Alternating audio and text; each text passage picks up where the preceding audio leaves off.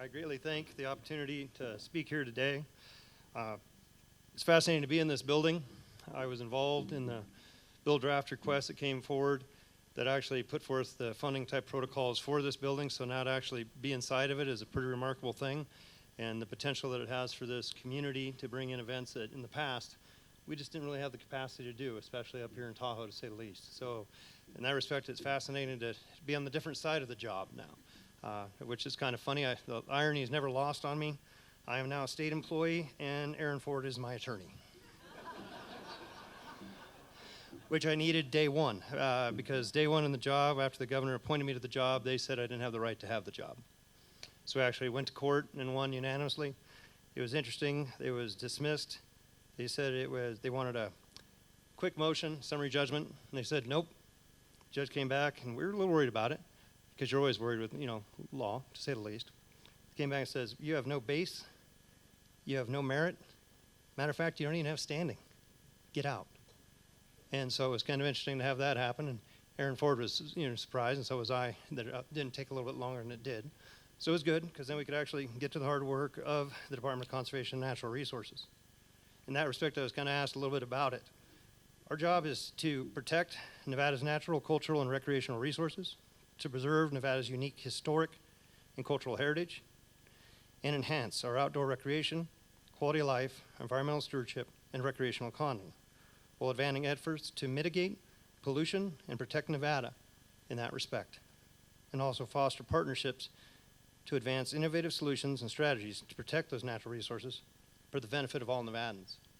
And that's part of it, creating stewardship programs with all the different entities and agencies out there, whether they be the federal, the state, the county, the municipalities. We all have so many things to try to protect.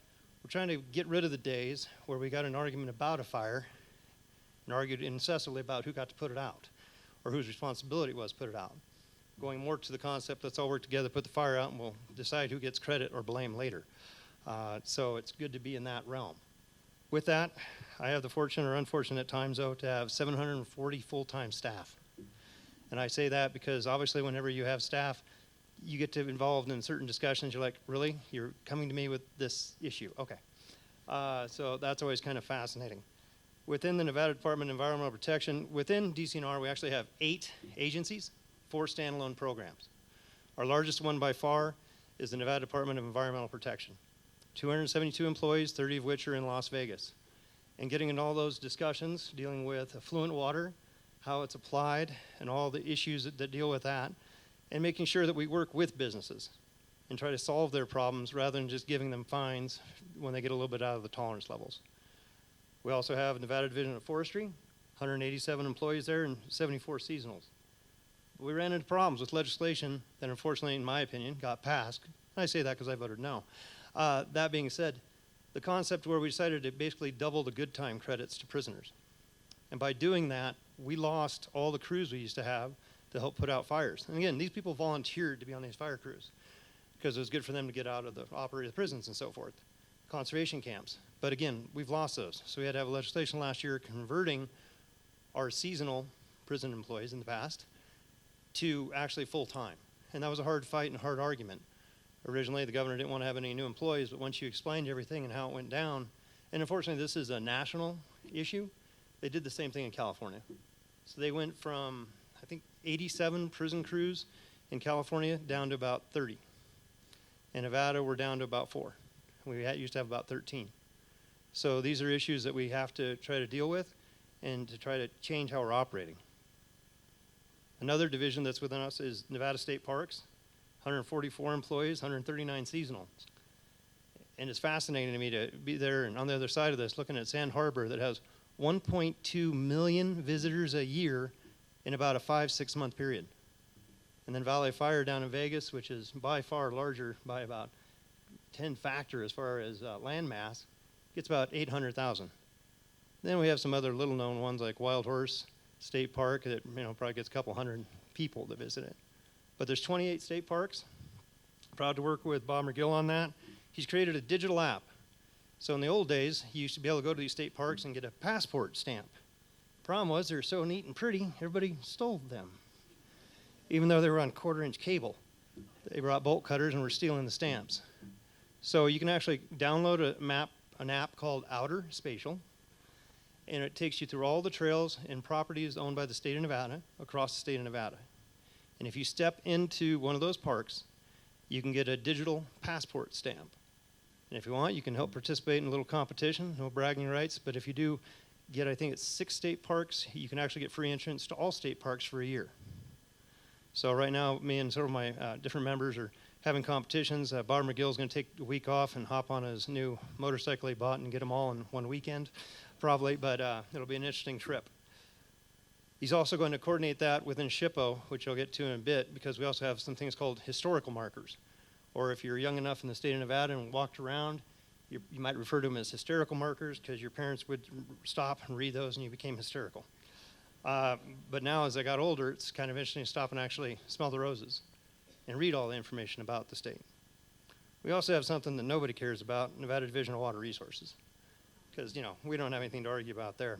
We have 94 full-time employees there, 8 of which are in Las Vegas. We have 5 in Elko, 1 in Winnemucca, 1 in Eureka, and we have 12 seasonals, per se, temps. We're trying to computerize the entire system. We're taking all the maps, digitizing them, and that does some great things. They'll all be available to you at home online. So you have an issue with water, you can look it up. That's the good news for the general public. The good news for me, it gets rid of all the weight out of the building because we're over our structural weight load on certain floors because those maps are heavy. So it was fascinating to find those little problems out. We also have Nevada's Division of State Lands, which I didn't realize we have 71 lots, all about 1 to 5 acres up here in Tahoe, bought with conservation money. And so we have to figure out how to manage all those. We have 19 people there. They're extremely overtaxed because our governor decided that it was a good idea, because he was offered a great deal, pennies on the dollar, to buy some new buildings. So I think we got about 19 of them down. We just purchased down in Clark County. It's going to become the McCarran Complex.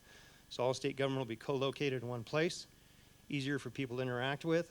So it's a fantastic opportunity, but imagine trying to do those type of real estate transactions. And that's what the Nevada state lands are. There are basically the state's realty people. Only other people in the state that do that is DOT, Department of Transportation has that. We have the Nevada State Historical Preservation Office is under us as well. 11 employees, 2 seasonals. SHPO does many great things. If any federal money is spent, and it's a NEPA process, it triggers what's called a 106. So we have to do environmental cultural review. We have to do it within 30 days. So somebody decides they want to put a new Bright Line train from LA to Las Vegas, as I call it, the Sin City to Disneyland Express. We have to do the review, and only 30 days to do it in. So it becomes rather interesting to get things done in that time frame and also having to shepherd things along. It's fascinating. I'm dealing with legacy issues, problems that have been in the state for 10 to 20 years, and for some reason somebody else hasn't dealt with. And 90% of the time, you just sit down and start talking to people. What's the real crux? What's the problem? Why don't you just do it this way? We never thought of just doing it that way. Can we do it that way legally? Yeah. How long will it take to solve? A week? What are we doing? And it just comes down to communication, getting people to sit down and talk to one another, which, as we all know in this room, because we're actually pretty good at it with this group, communication is the absolute key. Once we get to the bottom of what the problem is, there's really not that many differences between us. Also within that realm, though, are the historical markers. There are 271 across the state of Nevada, all across the state of Nevada. The one up in McGrary, which is by Via, Nevada, up in the northern tip. 2 weeks ago, I visited the one down, well, it's in California, I hate to say. But Von Schmidt, when he did the survey way back when, we didn't have as quite sophisticated GPS systems. So he was off by 150 feet. But that one's down in Bullhead City, basically Arizona dang near. But it's fascinating to travel that realm and go to all the places in between. Palmetto, Nevada, which most people have no idea where it is, but it's way up past Tonopah. And what was fascinating to me is I'm updating the systems, because if I'm there, might as well take a picture. My phone has an app I call Corduco, and Corduco actually takes out the digital ID. Gives me the time, the date, and the GPS location of any picture if I have my services on. Then I enter that in the computer, and I'm updating the systems that are out there, because some of them are off by 5 miles. And people that actually try to go find these markers, they can't find them, or they'll say they're closed. Historical markers aren't closed. They've either been stolen or they're there. There is no closed. So in that respect, you go update them. The one in Palmetto, within a month, 5,000 people on their phone went by that location and read that inscription. I didn't think 5,000 people had their phone on or had cellular service in Palmetto. So, but it's an interesting aspect of the job. I have lived in Nevada my entire life, except for when I went to college in San Luis Obispo. But this job has actually made me actually appreciate all the furthest reaches of the state, from getting to South Fork Reservoir, getting up into the high country, north, south, east, and west. It's just been a fascinating experience, learning the old boundary line for the state of Nevada. When we joined the union, Las Vegas wasn't part of Nevada. It came 6 years later. Finding that type of information out, and then, of course, all the people saying cut them back off. So it's always fascinating. From SHPO, we also have the Nevada Department of Natural Heritage, which has 9 employees in one. You think natural heritage, you think they're trying to preserve heritage. It's actually plant species. So in that respect, we have an aspect looking at that and trying to make sure things don't get necessarily listed. Once things are listed, there is no give. Then we're stuck. We can't do certain things. But if we can manage them, that's where we can do some great things for businesses and for the state of Nevada. One of the ones that came up recently, Montaneve paintbrush. It's a purple flower. The paintbrushes, Indian paintbrushes, all over the state of Nevada, but Montaneve. And interesting enough, 90% of it is in one 20-acre parcel. We were asked if we wanted to buy it, which would then guarantee that other industries could still operate around the state of Nevada that had Montaneve in it because we're protecting that one. The answer is pretty quick, yeah. Let's make sure to protect the Montaneve paintbrush where it's at and allow businesses to still operate in other areas. And to me, that's what's important, protecting while also making sure businesses can operate. We also have Nevada Department of Outdoor Recreation. We have our head of the administrator is here currently, Denise Baronio. So if she could stand up, we'll give her an applause, wherever she's hiding. There she is. She has the pleasure of making sure that everything operates well with an outdoor recreation, not promote tourism, but encourage people to actually get outdoors in the state of Nevada, and I'm being told to speed it up, I assume. Within that aspect, she has 4 employees, but that brings us to a total of 740. We have 4 standalone programs, conservation districts, which I was a member of for 30-odd years. My great-grand-uncle actually founded the one in Carson Valley in 1938. So we have the Conservation District Program and Conservation Commission. Sagebrush ecosystem, because again, if we can keep the sage grouse from being listed, we can mitigate and get things done in the state of Nevada. If we do not, we'll have to shut down most of the mining, electrical corridors, renewable energy, and everything else. So it's a difficult balance at times. We also have OHV, Off-Highway Vehicle Program. Great guys, do some great work. It's fascinating that the industry, the people, tax themselves to create the money to help preserve trails, and actually shut some trails down because they realize the ecological impact of those trails. So it's great to work with individuals of that nature. And of course, we also have Conserve Nevada program, which is a bonding organization. We're very fortunate to have Brandon Bishop as the head of that currently, and he administrates about $217 million trying to preserve programs and get things done across the state of Nevada. With that, though, as we look at all these different departments and agencies, we're trying to make sure, as Governor wishes, to make them accessible, have people actually answer the phone, scary thought. Telling people they have to actually come back to work and not work remote, which there's a few who did not like. But it's the way it needs to be. We need to be able to interact with one another, to learn from one another, have these communications, and get things done. And of course, eliminate red tape. One of the last executive orders he put out, look at all your agency programs, all your laws, administrative code, everything. What can you change to make things work faster? And even the TRPA yesterday, we're looking at the same thing. How do you get permits in and out faster?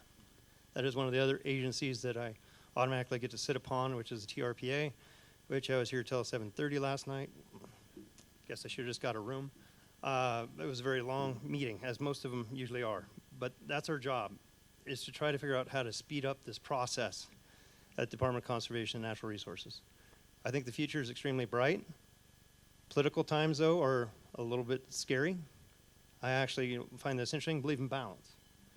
I think the best we ever had in Nevada legislature was when you had one house controlled by one party and the other house controlled by the other party. It required compromise, it required communication, and nobody's crazy ideas got through because there was a check and balance on that other end. So I wish we could return to those days.